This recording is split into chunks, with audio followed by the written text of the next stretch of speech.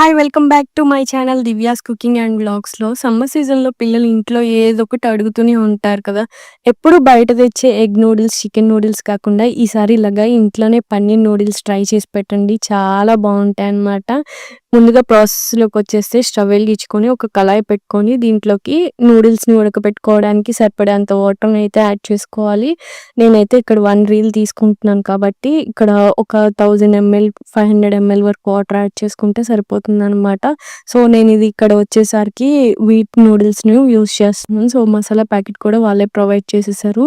Water కొంచెం boil అయిన తర్వాత సాల్ట్‌ననేది యాడ్ చేసుకుంటున్నాను. 2 స్పూన్స్ వరకు యాడ్ చేసుకొని దీంట్లోనే 1 టేబుల్ స్పూన్ వరకు ఆయిల్ అనేది కూడా యాడ్ చేసుకొని, ఇప్పుడు ముందుగా నూడిల్స్‌ని ఈ విధంగా కొంచెం విడివిడిగా చేసుకొని యాడ్ చేసుకోండి. చక్కగా మనకు అతుక్కోకుండా ఉంటే ఆల్మోస్ట్ నేను తీసుకునే వీట్ నూడిల్స్ కాబట్టి డెఫినిట్‌గా అతుక్కోవు.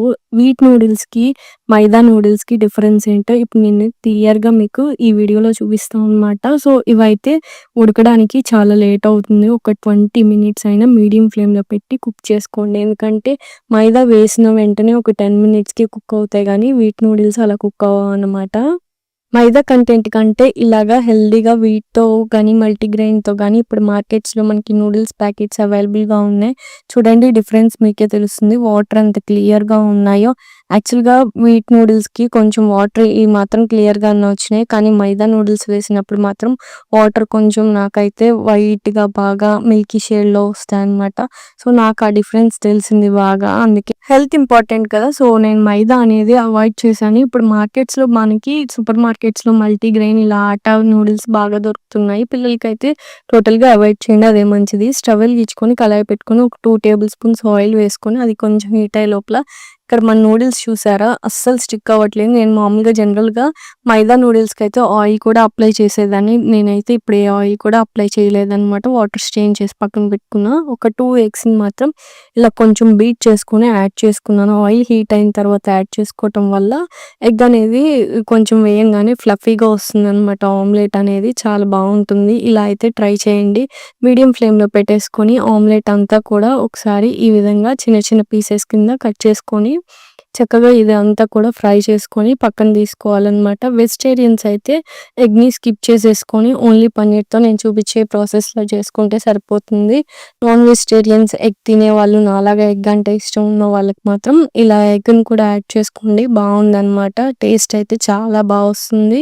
ఎగ్‌ని కూడా ఒకసారి ఫ్రై చేసేసుకొని ఇదంతా కూడా ఇలా ఫ్రై అయిన దాన్ని ఒక ప్లేట్‌లోకి తీసుకొని పక్కన పెట్టుకొని ఇప్పుడు అదే కళాయిలో ఒక 2, 3 టేబుల్ స్పూన్స్ వరకు ఆయిల్ అనేది యాడ్ చేసుకొని ఇలాంటి రెసిపీస్ జనరల్‌గా బయట తినే కన్నా ఇంట్లో హెల్తీగా చేసుకొని తినటమే హెల్త్‌కి చాలా మంచిదనమాట.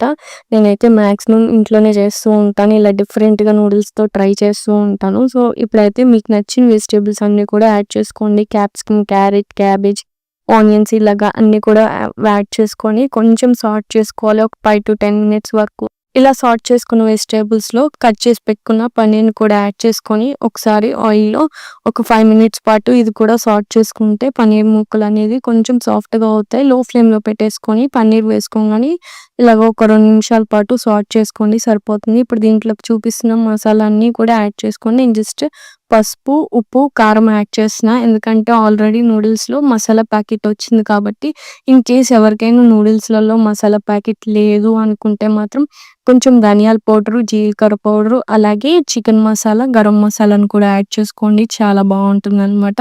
సో, నేనిక్కడైతే మాత్రం వాళ్ళిచ్చిన మసాలా పౌడర్‌నే యాడ్ చేసేసి ఒక 2 మినిట్స్ పాటు ఈ మసాలా అంతా కూడా పన్నీర్ పీసెస్‌కి, వెజిటబుల్స్‌కి పట్టేలాగా సార్ట్ చేస్తున్నాను అనమాట. అంతా కూడా లో ఫ్లేమ్‌లో పెట్టి సార్ట్ చేసుకోండి.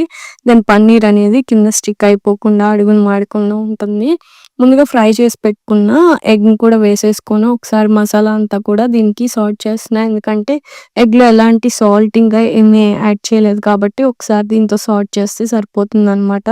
హెల్తీగా తినాలి, హెల్తీగా చేసుకోవాలంటే మాత్రం డెఫినిట్‌గా ఇంట్లోనే ప్రిపేర్ చేసుకోండి. ఇలాంటి ఫ్రూట్స్ అనేవి కూడా.